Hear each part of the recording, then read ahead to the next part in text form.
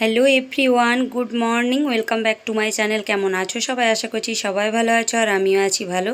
তো তোমাদের সাথে আবার একটা নতুন ব্লগ নিয়ে চলে এলাম। এটা একটা খুব সুন্দর জার্নি তোমাদের সাথে শেয়ার করব। তো দেখে কতটা বুঝতে পারছো জানি না, তবুও একবার বলে দিই। তো ড্রেস বেস দেখে বোঝার তো কথা, তো তবুও বলি যে আমরা যাচ্ছি এখন তারকেশ্বরের উদ্দেশ্যে জল ঢালতে।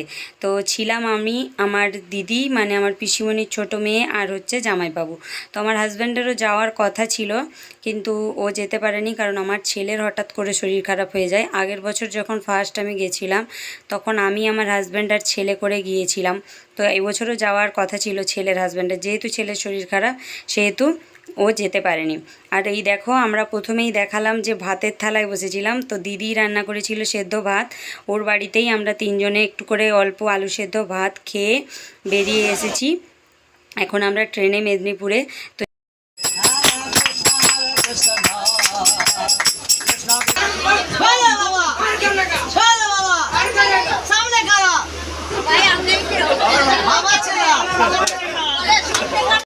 দেখো, কথা বলতে বলতে হাওড়া পৌঁছে গেছি। এবারে হাওড়া থেকে, এখান থেকে আমরা ট্রেন ধরবো শেওড়াফুলি, মানে তারকেশ্বর লাইনে। তো নামবো শেওড়াফুলিতে, ওখান থেকে জল ভরবো আর জল ভরে হাঁটা।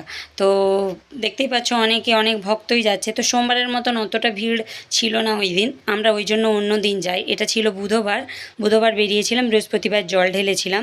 আর আগের যে ট্রেনটা বললে বিশ্বাস করবে না, 9টায় ছিল ট্রেনের টাইম, কিন্তু আমাদের আসতে একটু দেরি হয়েছিল বাড়ি থেকে বেরোতে। তাই আমরা পৌঁছেছি স্টেশনে 9:45। তো অতক্ষণ পর্যন্ত কিন্তু দাঁড়িয়েছিল, জানো তো ট্রেনটা, মানে মেদিনীপুর থেকে হাওড়ার ট্রেনের কথা বলছি। তো তারপরে দেখো, এখানে মেদিনীপুর থেকে হাওড়ায় নেমেই আবার পেয়ে গেছিলাম তারকেশ্বরের ট্রেন। ওখান থেকে দেখতে পেলে শেওড়াফুলি নেমেছি, আর এখন দাঁড়িয়েছি একটা বাঁকের দোকানে। তো আমার একটা বাঁক রেডি করা ছিল আগের বছর, যারা ভিডিও দেখেছো জানো। ওই বাঁকটা আমাকে আমার হাজব্যান্ড আনতে দিল না। তো আমি যা ভুল করেছি যে বলে বোঝাতে পারবো না। এক তো অনেক টাকা নিয়ে নিল, আবার বাঁকটা ভালোভাবে সাজাতেও পারলাম না, শুধু এইটুকু জড়ি আর একটু ফিতে লাগিয়ে দিল, 60 টাকা নিল। তো আমার কত সুন্দরভাবে বাঁকটা রেডি করেছিল, আমি ভীষণ আফসোস করছিলাম, আর একটু হাজব্যান্ডের উপর রাগও হচ্ছিল বটে। তো যাই হোক, আর তো কিছু করার নেই, নিতে যখন হবে আমি আর বিশেষ কিছু সাজালাম না, জড়ি আর ফিতে দিয়ে সাজিয়েই নিয়ে চলে গেলাম। এরপরে কিনতে হবে ভাঁড়। তো ভাঁড় দেখো জামাইবুর হাতে কিনে নিয়েছে জামাইবু। আর ওরা নিয়ে যাবে হাতে হাতে যে শিকা হয় না, সেই শিকাতে করে জল নিয়ে যাবে। সে কারণে ওরা ঘর থেকে পেতলের ঘটি নিয়ে গেছে, সেগুলোতে করে ওরা নিয়ে যাবে। আর আমার বাঁকে এই যে দুটোর জামাইবুর হাতে দেখতে পাচ্ছ ওগুলো। তো চলো এগিয়ে যাই, এগিয়ে যেয়ে ওখানে ঘাটের সামনে, ঘাটে যাওয়ার আগে খাওয়া দাওয়া করতে হবে অবশ্যই, কারণ আর ভাত খাওয়া যাবে না। তো চিন্তা ভাবনা করেছি আর কি খাবো, একবারে হোটেলে চলে এলাম। এখানে এসে আমরা দুটি নিরামিষ ভাত, এই যে শেওড়াফুলিতে ঢুকে গেলাম আমরা, এখান থেকে গোটা রাস্তাতে যা খাবার আছে সমস্তটাই নিরামিষ, কিন্তু কোনো রকম আমিষের কোনো ব্যাপার নেই। তো মানে সারা রাস্তায় যত ভক্তদেরকে খাবার অনেকে দেয়, আবার তবে আজকের দিনে খুব একটা দেওয়া হয় না। তার কারণ কি, সোমবার দিনটাই বেশি, মানে রবিবার যারা যায় তাদের, সেই ভক্তদেরকে বেশি দেয়। আমরা অন্য দিন যাই, আমাদের সত্যি কথা বলতে কি, খাবার অনেক জায়গায় দেয়, আমরা কোথাও খাই না। আমরা নিজেরাই মানে যেখানে মনে করি সুবিধা সেখান থেকে একটু খাবার কিনে খেয়ে নিই, তবে শুকনো খাবার। এই যে ভাত লাস্ট খেয়ে নিলাম বাড়ি থেকে, তো তখন মানে হুড়ো তাড়াতে অল্প একটুখানি খেয়ে এসেছি, সেরকম খাওয়া হয়নি। তার জন্য এখানে এসে ভাত একটু খেয়ে নিচ্ছি। ভাত খেয়ে এবারে স্নান যে সেরে নেব, আর কোনো রকম ভাতের দিকে আর যাব না, সারা রাস্তায় এবারে শুকনো খাবার খাবো। আর ভাত খেলে স্নান করতে হবে, সে কারণে আর ভাত খাবো না। তো মুড়ি টুড়ি খেলে স্নান করতে হয় না, সে কারণে আমরা শুকনো খাবারটাই রাস্তাতে খাই। তো ভাতে এখানে খাবার, যে হোটেলে উঠে মানে ঢুকেছিলাম আগের বছর, যে হোটেলটাতে এসেছিলাম ওখানেই এসেছি। আগের বছর হোটেলে খুব সুন্দর খাবার ছিল, এবছর একেবারে খুব খারাপ মানে খাবার দিয়েছে। একটা আলু পটলের তরকারি, ডাল আর একটু আলুর চিপস, ভীষণ বাজে। মানে এক হাতা করে ভাত দিয়েছিল, সেই ভাতটাই খেতে পারিনি, ভাত নেওয়া তো দূরের কথা। তো এবছর ঘাটের অবস্থা দেখো, চলে এসেছি খাওয়া দাওয়া সেরে, কিন্তু ঘাটের অবস্থা দেখেছো, জল থই থই করছে। কোথায় কোনখানে সিঁড়ির নিচে জল ছিল আগেরবারে, এবারে জল যেহেতু বেড়েছে। আর অনেকগুলো সোমবারে বেশ খারাপ খারাপ খবরও পেয়েছি, এখানে ঘাটেও খবর পেয়েছি, রাস্তাতেও অনেক খারাপ খবর পেয়েছি। সে কারণে একটু ভয় ছিল এবছর, যে বাবাকে জানাচ্ছিলাম, বাবা ঠিকঠাকভাবে পার করে দাও, কারণ আমি জলকেও ভীষণ ভয় পাই। আর তারপরে রাস্তাতেও ভয় লাগছে, তার কারণ ভুলে আছে পুরো হাজব্যান্ড এবছর কাজ মানে সাথে আসেনি, তো সেই কারণে। তো ঘাটটা দেখাচ্ছিলাম, দেখো কিভাবে জল বেড়েছে, জল ছেড়ে দিয়েছে হয়তো সেই কারণে। আসলে এবছর বর্ষাটা খুব হয়েছে তো সেই কারণে। আর আমরা এখন দাঁড়িয়ে আছি জল তুলবো বলে। তো দেখো বলতে বলতে জল একেবারে নিয়ে উঠে গেলাম। আর বাঁকে করে এইভাবেই জল ডুবিয়ে নিয়ে উঠতে হয়। তো জলটা নিয়ে যেয়ে ওই যে ওখানে দেখছো না বাঁশ দিয়ে রাখা আছে, তো ওইখানে ওই বাঁশের মধ্যে জলটা রাখতে হবে, মানে বাঁকটা রাখতে হবে। তো বাঁকগুলো সাজিয়ে দেবে, তার জন্যও ওখানে টাকা নেয়। তো এখানে বলতে গেলে কি বলবো, প্রত্যেকটা জায়গাতেই টাকা। এখানে এই ঘরটা মানে এটা সাজিয়ে দেবে তার টাকা, প্লাস এখানে বাথরুম আছে, বাথরুম ব্যবহার করলে তার টাকা, আবার এখানে ঘাটটায় ঢোকার জন্য সেখানেও একটা কুপন, সেটাও টাকা। তো এইভাবেই করতে হবে, সবাই করছে। তবে কি বলো তো, ভিড়টা ভীষণ কম, এটা একটা খুব ভালো ব্যাপার। ওই জন্য আমরা অন্য দিন যাই, বারে বলছি যে অন্য দিন গেলে এই সুবিধাগুলো পাওয়া যায়। আর আরেকবার তোমাদেরকে না ঘাটটা দেখাবো, চলো। আমি শুধু দেখাচ্ছিলাম তোমাদেরকে জলটা, কী বলতো, জলটা দেখছো কীরকম ফুসছে, মানে জলটা না ফুলে আছে পুরো জোয়ার আসার মতন। তো এটা নাকি জোয়ার হয়েই আছে সবাই বলল। আমাদের তো তাও একটু ঠিক আছে, অন্যান্য দিন বলছে না যে পুলিশ দিয়ে, মানে ওই সোমবার যেদিন পুলিশ দিয়ে মানে নামানো হয়, প্লাস আবার ওঠানো হয় ভক্তদেরকে। আর দেখো বাঁক রেডি, তো এবারে আমাদের যাত্রাপথ শুরু হবে।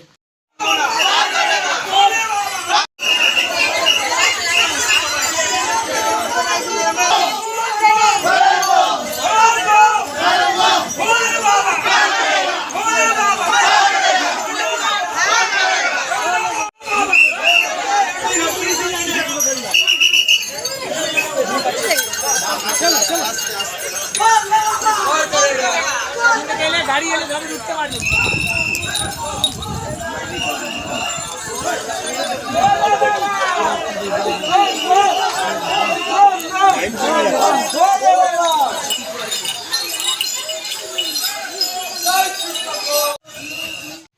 তো দেখতেই পেলে আমরা বেরিয়ে গেছি। আর কটায় বেরিয়েছি বলো তো, ঘাট থেকে জল তুলে বেরিয়েছি 5টায়, ঠিক আছে। আর এটা এখন একটু দেখালাম, তার কারণ এখন মানে বোঝালাম যে কতটা অন্ধকার হয়ে গেছে। তো কতটা হেঁটেছি ঠিক বোঝাতে পারবো না, মাঝে মাঝে ভিডিও করেছি সেই কারণে। এরপরে আমাদের মানে পরের গন্তব্যস্থল হচ্ছে ডাকাতকালী। তো ওই দিকেই আমরা যাত্রাপথ শুরু করেছি। আর এই শ্যাওড়াফুলি থেকে ডাকাতকালী একবারও বসিনি, একদম কোনোভাবেই রেস্ট নিইনি, পুরো সোজা গেছি একদম ডাকাতকালীতে যেয়ে রেস্ট নিয়েছি। দেখো দেখতে দেখতে বলতে বলতে চলে এসেছি ডাকাতকালী। তো ডাকাতকালী মায়ের খুব মানে রাস্তাতে বলছিলাম যেন আমরা ডাকাতকালী মায়ের সন্ধ্যা আরতিটা দেখতে পাই। তো কি বলবো, আমরা সন্ধ্যা আরতিটা কিন্তু যেয়েই দেখতে পেয়েছি, যেয়ে বসেছি দেখতে পেয়েছি।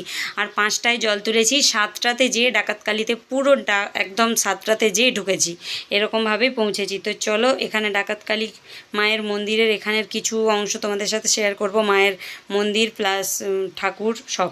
আর এখানে অনেকে জল ঢালছে, তো আমরা দুটোই নিয়ে এসেছিলাম। আমরা কোনোবারে এখানে ঢালি না, সেখানে জল আমরা ঢালবো না, বাঁক বাইরে রেখে দিয়ে এখানে এসেছি একটু জাস্ট বিশ্রাম করব। এখানে বসেছি, তবে আগের বারের থেকে অনেকটাই আমি সুস্থ এখনও পর্যন্ত। আগের বাড়ি যখন এসেছিলাম ডাকাতকালীর আগে থেকেই আমার পা ধরে গিয়েছিল, তো এখনও পর্যন্ত পা সেইভাবে ধরেনি। আর মায়ের মূর্তিটা না এত বড়, ওই দরজা দিয়ে ছবিতে আসছে না, তবুও যতটা পেরেছি সামনে যেয়ে নেওয়ার চেষ্টা করেছি, তবে এর বেশি আর দেখাতে পারবো না, এইটুকুই মায়ের মানে মূর্তিটা দেখা যাচ্ছে। তো এই দেখো এখন একটু ভালোভাবে দেখা গেল। তো অপেক্ষা করো, এরপরে এই দেখো সন্ধ্যা আরতি শুরু হচ্ছে।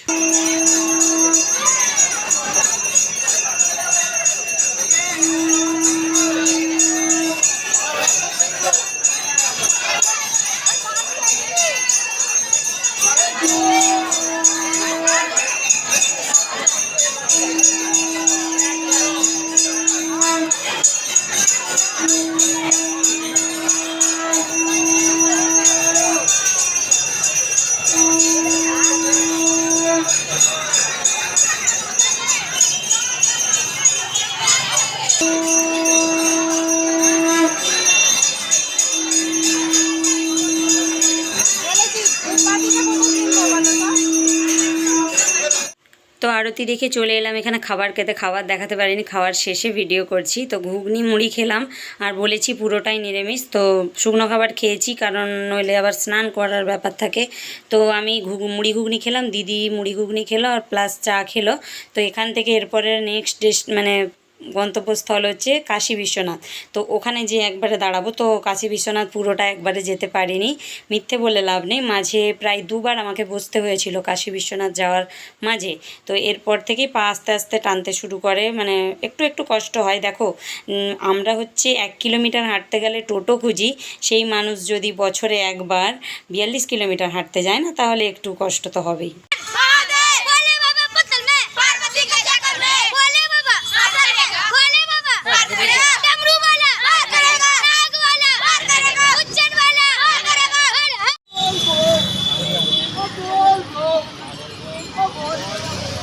भोले बाबा पार करेगा।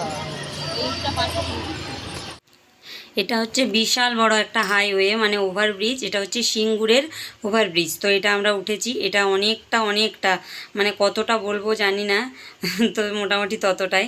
আর এই যে দেখো আমরা বোধহয় মনে হচ্ছে, ঠিক বুঝতে পারছি না, কাশী বিশ্বনাথ বোধহয় চলে এলাম, কারণ কাশী আর মাঝখানে ভিডিও করতে পারিনি, একবারে কাশী বিশ্বনাথে এসেই ভিডিও করেছি।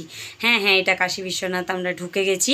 তো আস্তে আস্তে গুটি গুটি পায়ে যাচ্ছি, মানে পায়ের অবস্থা একটু খারাপ তো অবশ্যই হয়ে গেছে, মানে একটু না অনেকটাই হয়ে গেছে। তো যাই হোক, চলো, এখানে আবার বাবার একটা বিশাল বড় মূর্তি আছে, ওটা দেখাবো। তবে ওখানে ওঠার মতন ক্ষমতা আর নেই, পায়ের যে অবস্থা হয়ে গেছে।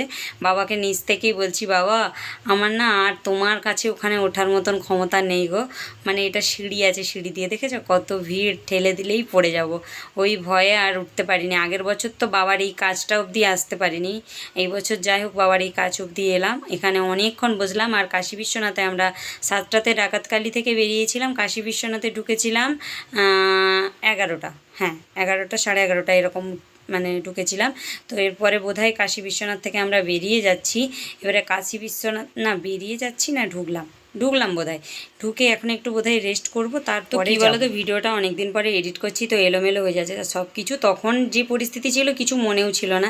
এখানে দেখো আমরা কিভাবে বসে আছি, তো অনেক ভক্তগণ এখানে শুয়ে আছে, বসে আছে। তো কী বলো তো, এখান থেকে না অনেকেই চলে যায়, মানে ঘুমোয়, দিয়ে সকালবেলা গাড়িতে করে চলে যায়, সে কারণে অনেকে ঘুমিয়ে গেছে, কিন্তু আমরা তো যাব, সে কারণে আমরা ঘুমোইনি। আর এরপরে আমরা কাশী বিশ্বনাথ থেকে বেরিয়ে এসে এটা এলাম, এটা আমার ঠিক মনে নেই নামটা, এটা একটা আশ্রম, বজরংবলীর মন্দির। তো এই জায়গাটার একটা কি আশ্রম বলে নাম আছে, সামনে দেখেছিলাম কিন্তু ভুলে গেছি, এখন বলতে পারছি না। এখানে এলাম, এইখানে বিশ্রাম নিয়ে এরপরে যাব লোকনাথ। তো লোকনাথ যাওয়ার পথে বহু জায়গায় দাঁড়িয়েছি, মানে অনেক জায়গায় দাঁড়াতে হয়েছে, কারণ একবারে যাওয়া সম্ভব হয়নি। যত আস্তে আস্তে সামনের দিকে যাবে তত যেন তোমার মনে হবে অনেক রাস্তা কম, কিন্তু মনে হবে অনেক রাস্তা, আসলে পা তো তোমার ভারী হয়ে যায় না। তো এখানে এই মন্দিরটার ভেতরটা দেখাচ্ছিলাম, খুব সুন্দর। আর এখানেও প্রায় লক্ষ লক্ষ লোক বিশ্রাম নিচ্ছে, কেউ নাচানাচি করছে, গান বাজছে, এরকম আর কি, বিশ্রাম নিচ্ছে, ঘুমোচ্ছে, যে যেমন।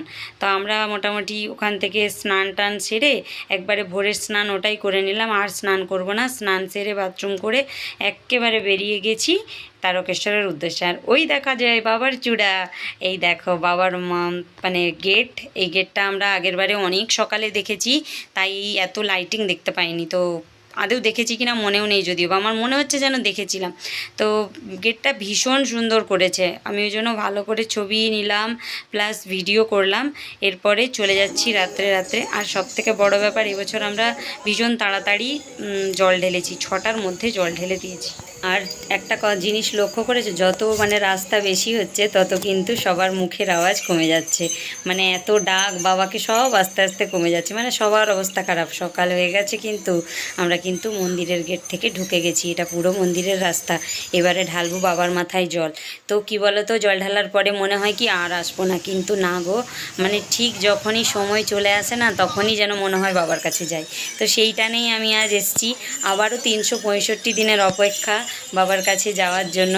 তো এই বছরের মতন শ্রাবণ মাসের জল ঢালা এখানে শেষ করে দেব, জল ঢালবো। আর ভেতরে কিছু তোমাদেরকে দেখাতে পারিনি, তার কারণ ভীষণ ভিড় ছিল। জল টল ঢেলে এখন দেখো আমরা মন্দির থেকে বেরিয়ে যাচ্ছি। আমি একটা কুর্তি এনেছিলাম, সেটাই পরে নিলাম, ভেজা কাপড়টা আর পরলাম না। আর মন্দিরের পাশগুলো তোমাদেরকে একটু ভিডিও করে দেখিয়ে দিলাম। তো আমার পুরো জার্নিটা তোমাদের সাথে শেয়ার করলাম, পুরো হাসি মুখ থেকে মুখে যদিও বা হাসি রেখেছিলাম, একটুও মুখটা মানে সেরকম কষ্টদায়ক সত্যি বলছি খুব একটা কষ্ট বাবা এবছর আমায় দেয়নি, যেটুকু দিয়েছে ওটুকু সওয়া যায়। কারণ কি বলো তো, এবছর হয়তো দ্বিতীয় বছর সেই কারণে, প্রথম বছর ভীষণ কষ্ট পেয়েছি। আর এইগুলো পুরো কাদায় না, মন্দিরের এই পুরো এই জায়গাগুলো ভর্তি হয়ে আছে, মানে পা রাখা যাচ্ছে না, স্লিপ করছে, কত কষ্টে মানে এই মন্দির থেকে বেরোতে হয়েছে এরকম। তো চলো এরপরে বাঁক যেখানে রেখেছিলাম সেখান থেকে বাঁক নিলাম, প্রসাদ নিলাম, জামাইবু সব ভাঁড় গুছিয়ে নিল। আর এরপরে পুরো উদ্দেশ্য আমাদের বাড়ি। তো তারপরে তারকেশ্বর এলাম, তারকেশ্বর থেকে হাওড়া, হাওড়া থেকে মেদিনীপুর। তো পরপর ট্রেন পেয়েছি, একটুও বাবা সমস্যা করেনি এই বছর, জানো তো, ওই জন্য ভীষণ ভালো লাগছে। আর এটা কোন নদী জানি না, তোমাদের সাথে শেয়ার করলাম, খুব ভালো লাগলো। তাই তো এই বছরের মতন বাবাকে বললাম, বাবা তুমি সবাইকে ভালো রাখো এক বছরের জন্য, যতই কষ্ট হোক পরের বছর আবার আসবো। তো যেন পরের বছর ছেলে স্বামী সবাইকে নিয়ে আসতে পারি, সেইটাও তুমি দেখো। তো চলো, এই জার্নিটা আমাদের কেমন লাগলো জানিও। তো দেখা হচ্ছে পরের ভিডিওতে। তো ততক্ষণের জন্য টাটা।